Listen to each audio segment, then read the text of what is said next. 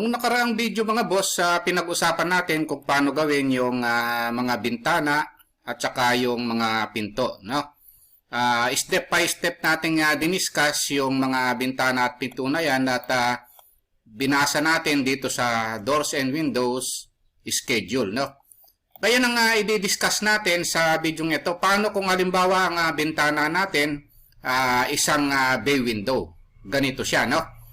So, bibigyan ko kayo ng idea kung paano gumawa ng bay window. Ayan yung tatalakayin natin sa video natin ito. Kaya lang mga boss, kung bago pa lang kayo sa maliit pa lang nating channel, no?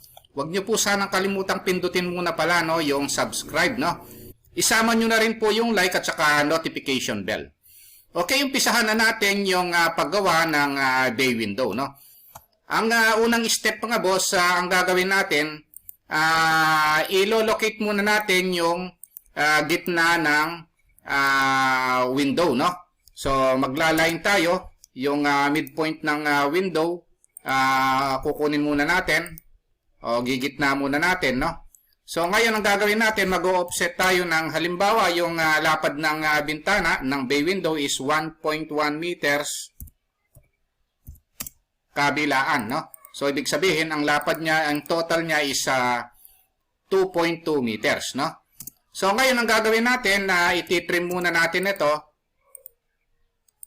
para mabutas siya, no? So, ito yung laki, no, ng bintana natin, ng bay window. So, ngayon, ang gagawin natin, gagawin muna natin yung kalahati, tapos mamaya imi-mirror natin, no, yung bay window. So, gagawa tayo ng line dito, tapos click, shift at, tapos sa 0.15, tapos mag-e-angle tayo, negative 45. So, na-discuss naman natin yung paggawa ng line mga boss, no?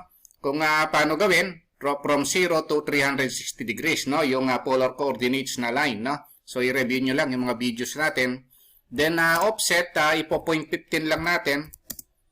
Kasi ang lapad ng wall natin, no, ng exterior wall natin is 0.15, no? Tapos ipipili lang natin para mag-connect siya, then erase na natin ito. Tapos magla-line tayo rito, no? So dito mag-uumpisa kasi yung bintana natin. So ito kasi wall pa rin 'yan, no? So ngayon pwede na nating i-mirror ito. Kung gusto na nating i-mirror, so para mag-reflect siya dun sa kabila, no? So ngayon erase lang natin ito. Tapos pili, no? Ayan, no? So, ngayon, ang gagawin natin ngayon yung window, no? So, halimbawa yung window natin, mang distance niya magmula rito sa wall hanggang dito is 0.5 meter. So, offset yung command, no? 0.5. Ayan, no? So, gagawin natin, i-stretch lang natin ito at saka ito, no? So, gagawin natin kasi kalahati lang muna, no? Bago natin imi-mirror, no? So, ang gagawin natin, i-copy ko lang muna pala ito.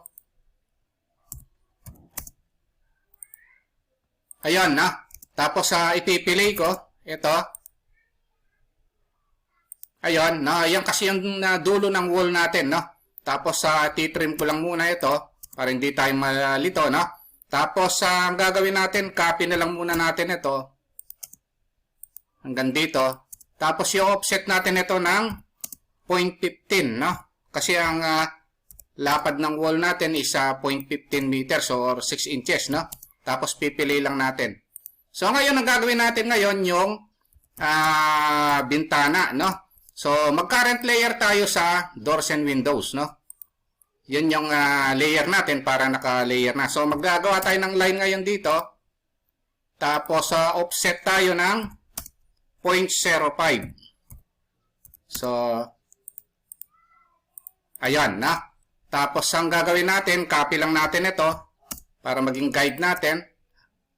Mula rito hanggang dito sa midpoint. Tapos offset tayo ng 0.05 din, no?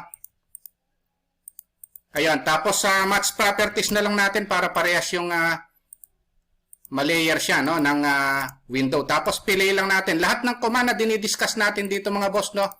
Diniscuss ko naman sa mga previous videos, no? So, ayan, na.